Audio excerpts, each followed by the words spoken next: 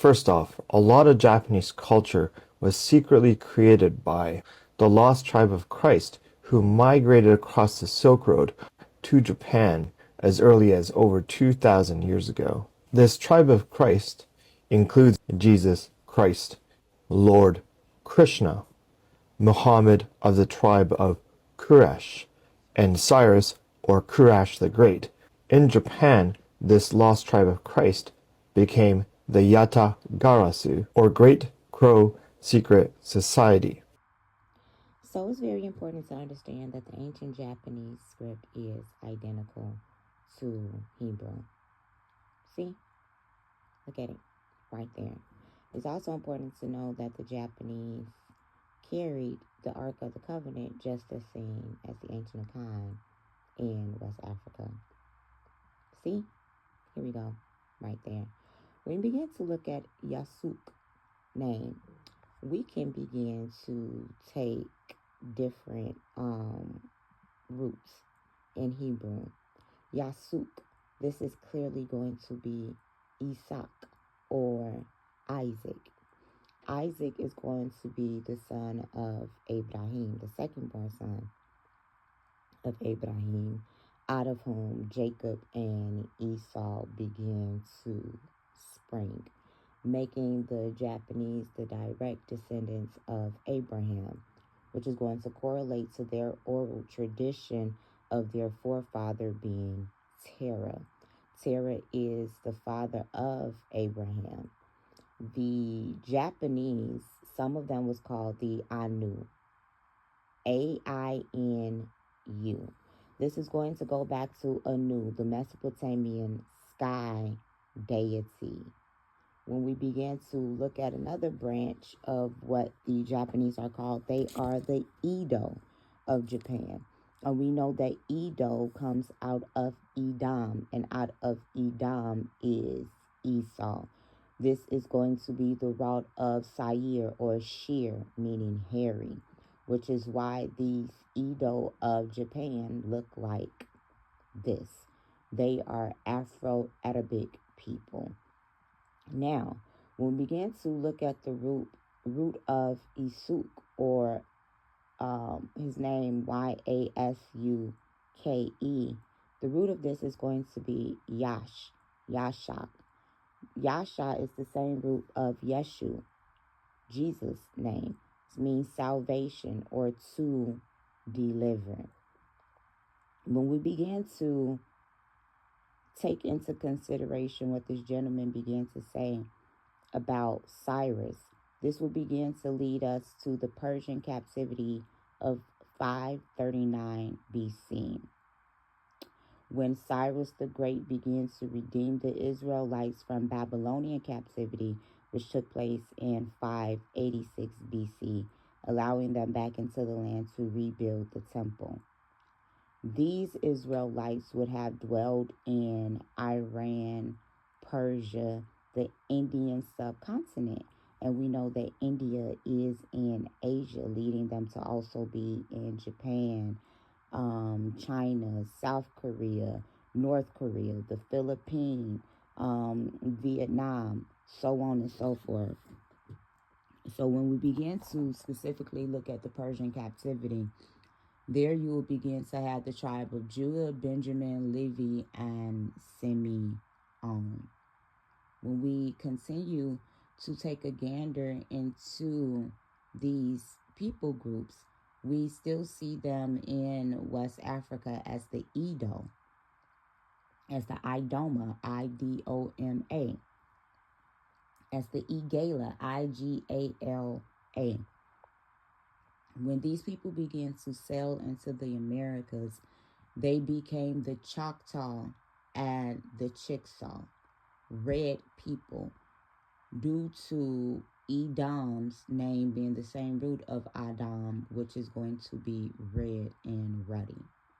When we begin to look at King David, who is the king of Judah in 1000 BC, we not only see Judah in these land masses, we also see Edom, which is how you would have Edomite blood mixed in with Isaac's blood. They're the same paternal ancestor, which will begin to explain the EM2 DNA that split into E1B1A and E1B1B in 4000 BC. This took place again during the time of Abraham, when he had Isaac and Ishmael, and it took place again when Isaac began to progenerate Esau and Jacob. And so this was always the split between the Arabic nations and the Negro nation, still Semitic, Afro-Asiatic, with the same fathers. So this is how Asian people of a certain bloodline are Semitic people groups. We're not specifically speaking on the Sinites or the Chinese who began to come out of Ham. So we need to be aware that the Edomites, the tribe of Judah, the tribe of Benjamin, and the tribe of Levi begin to make up the Edo, the Idoma, the Igala, as well as the Edo of Japan, the Anu of Japan, the Choctaw, and the Chickasaw Native Americans. These are your Afro-Asiatic Israelites of the Bible. Yasuk and the secret order of the crows. It's essential to know that in Hebrew, the word crow, rooster, and raven were often seen as interchangeable. The word for raven was Orev or Orab, and we could get into that one day with the R-A-B being the root of that. And when you begin to see that it's O-R-E-V instead of O-R-E-B, even though the V and B is the letter Bet in Hebrew. So that R-E-V in Hebrew is going to be the prefix for the English word raven.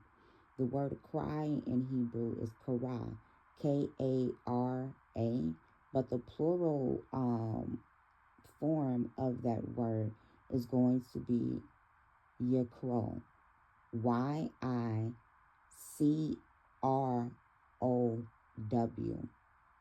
So to cry out is going to be crow.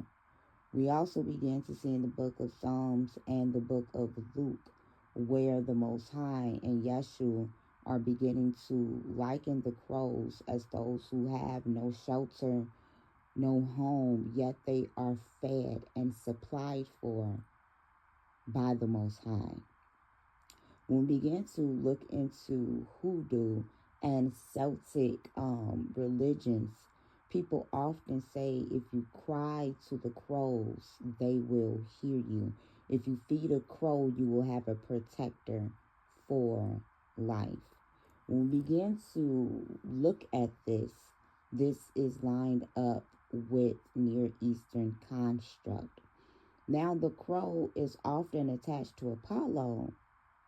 I'm not going to argue with it. I'm going to say that I agree with those who begin to attach the crow to Hermes, because Hermes is a messenger and the crow is a messenger bird. This is going to also bring us to Oya in West Africa, who is represented by the crow as well.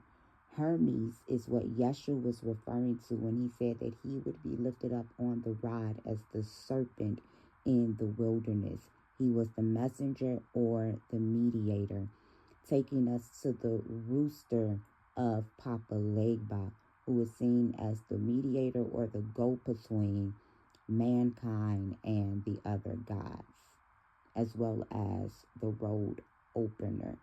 Yeshua began to say, I am the door. No man can go to the Father but through me.